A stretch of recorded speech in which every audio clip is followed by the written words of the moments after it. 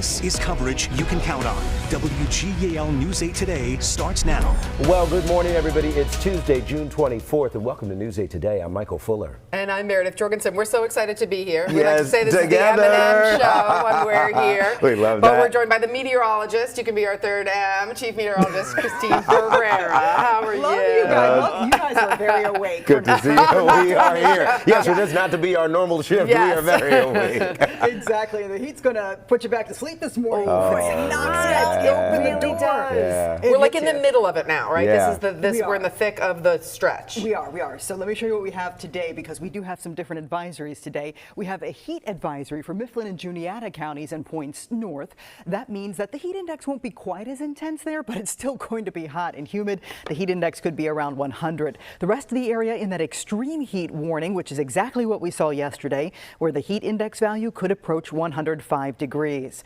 Currently, it's in the 80s and 70s. It is a warm and stuffy morning. Look at the dew points in the 70s. It feels tropical, so it's that dangerous combo of the heat plus the high humidity, which will make it feel like 100 to 105 for most of the Susquehanna Valley this afternoon. Now, our high of 98, that challenges the record high of 98 today. We'll see if we can tie it, and we'll talk more about the cool down coming up in my 10-day forecast. All right, Christine, we'll be staying tuned and staying with the weather. This heat could be especially dangerous for people in Adams County, where more than 6,700 Med Ed customers are without power due to a fire at a substation in Tyrone County. So a dispatcher tells us the fire started just before 9 last night on Gardner Station Road.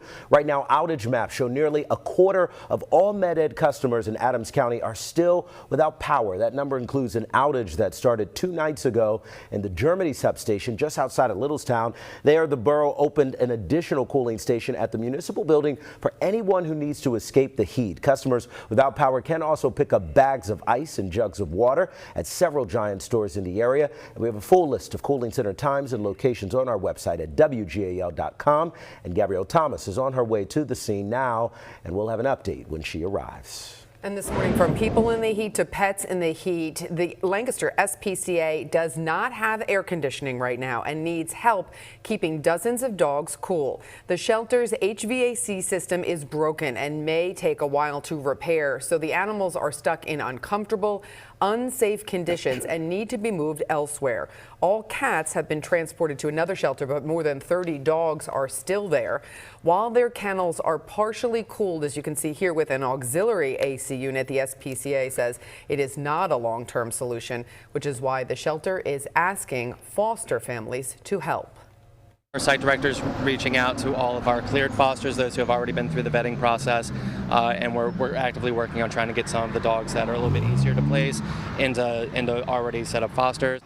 And now, if you match any of these criteria here on the screen and have already been cleared as foster families, you're asked to contact the Lancaster SPCA. Yeah, and a good reminder, if you have your own pets during this heat, under Pennsylvania law, dogs can be tethered outside for no more than 9 hours in a 24-hour period. Dogs must have water and shade and cannot spend more than 30 minutes in temperatures above 90 degrees.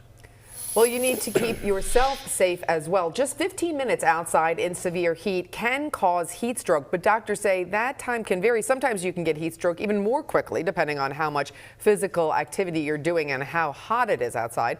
The state health department says take frequent breaks inside with air conditioning during an extreme heat warning.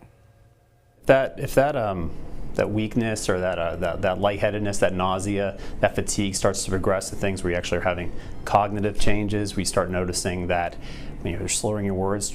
Somebody notices that, oh my gosh, this person looks like they're having a stroke. Start having significant confusion, profuse vomiting. Those are warning signs that this heat-related illness has progressed to a point of almost a heat stroke. Certainly keep an eye on each other and look for those signs. The WGAL News 8 app will be a great resource for you during this heat wave. It'll help you stay up to date on the forecast, rising temperatures, and those heat warnings. Download the app and make sure you turn on the alerts. Well, now over to breaking news in the Middle East, where attacks appear to have continued after President Trump announced a ceasefire between Israel and Iran. This morning, Israel's defense minister says Iran violated the ceasefire announced by President Trump and agreed to by both sides overnight. The defense minister says he has instructed the military to resume targeting Iranian government targets. Israel says the ceasefire agreement lasted less than 3 hours. This comes after the Israeli rescue services say an Iran missile barrage killed 4 people and injured 8 others as the sun rose. This was before the ceasefire was fully in effect. Right now, what's next is unclear, but in President Trump's initial statement, he said fighting would be at an official end within 24 hours, which gives the two countries hours to still carry out any final missions.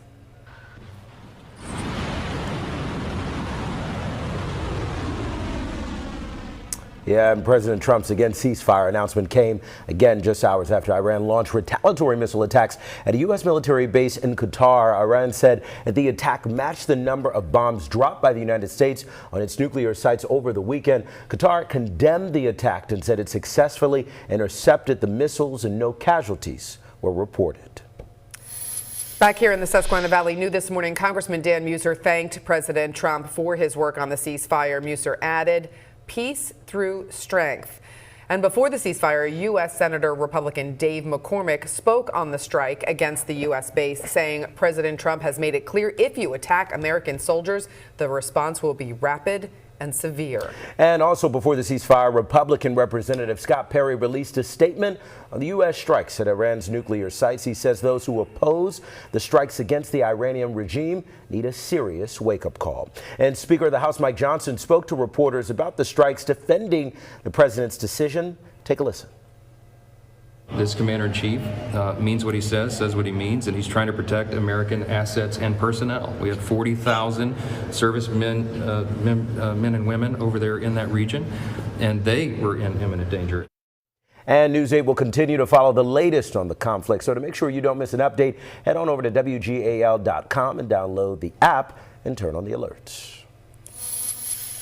Well, activists and state lawmakers gathered at the state capitol here in Pennsylvania to raise awareness for diseases that many Pennsylvanians may not have heard of but still impact people's lives. The PA Rare Disease Advisory Council is a coalition of patients, parents, caregivers, and healthcare professionals working to improve the lives of those living with rare diseases. It's so important that this work continue and that we're able to present the facts to the Commonwealth and to policymakers in the executive branch, the administration, but also if there's legislative changes that we need to address here in the legislature, we will know more fully the truth and how best we can help. The event also served as a tribute to the late Middletown Township supervisor and coalition co-founder Anna Payne, who died earlier this year after a lifelong battle with cystic fibrosis. Well, there's less than a week to go for Pennsylvania lawmakers to pass a budget before the June 30th deadline. So while several issues still need to be decided, right now there's not a lot of optimism that Governor Josh Shapiro's $51.5 billion spending plan will be approved or that a budget will be passed on time. So educators are urging lawmakers to approve $500 million in that plan, at least to help some of the poorest school districts in the state. Shippensburg Area School District Superintendent Bill August says new funding could help close a deficit that not only threatens layoffs and building projects, but may also lead to higher property taxes. Something has to give with how we fund our schools. We're limited on how much we can raise to close deficits, and that's with us trying to be as fiscally responsible as possible. But Senate Republicans like Scott Martin of Lancaster County worry about using the state savings to increase basic education spending. He says the funding solution should come from taxing and regulating skill game machines, which he says could bring in hundreds of millions of dollars. Getting to that landing place where you have all parties finding some sort of consensus as to where that's going to be is something hopefully we're very close to. And if no budget agreement is made by July 1st, it would be the third year in a row where the deadline was missed. Without a budget, the Commonwealth loses some of its ability to pay vendors, counties, and public schools. The Commonwealth will still be able to make debt payments, cover Medicaid costs, issue unemployment checks, and ensure that the state police remain on patrol and state prisons remain open. Well, it is 4:40 now. In Lancaster County, the Manheim Township Board of Commissioners unanimously voted to not renew the contract of its police chief, Dwayne Fisher. Fisher was placed on administrative leave after pointing a gun at a motorcyclist while he was off duty. The board says it made the decision to end Fisher's employment not based on any findings of cause, but saying the situation has become untenable for all parties involved. Acting Chief Brian Fries will continue to lead the department while the township looks for a new chief.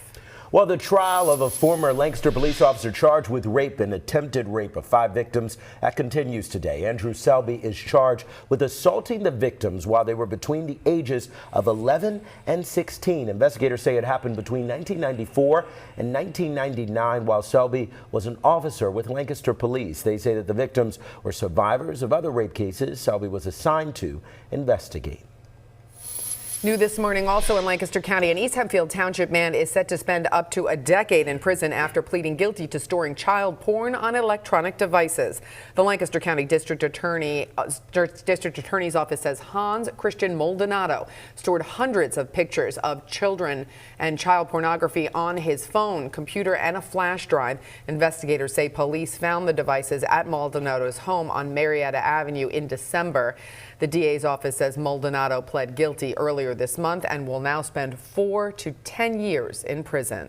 Well, now over to York City, where police say a man who broke into a home and stole thousands of dollars worth of jewelry is now off the streets. Investigators say this happened on June 3rd on Vander Avenue. The victim says she came home from work and noticed her jewelry box was missing from her bedroom. Police say the box held jewelry valued at about $10,000. Now, police say they received Ring camera video helping them identify the suspect as Scott Miller Jr., who you see right there on your screen. They say he entered the victim's home through an unlocked first floor window and went through drawers in the living room before going up to the second floor and coming down with the jewelry box. York City police say that Miller was taken into custody last week. That Ring camera really makes a difference sometimes.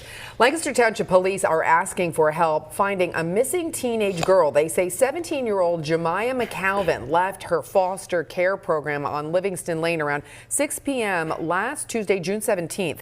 Jemiah was last seen wearing a brown hoodie, brown headband, light-colored pants, and tan shoes. She had a backpack and 2 large bags containing personal items when she left. She is believed to be heading to York or already be in the York area.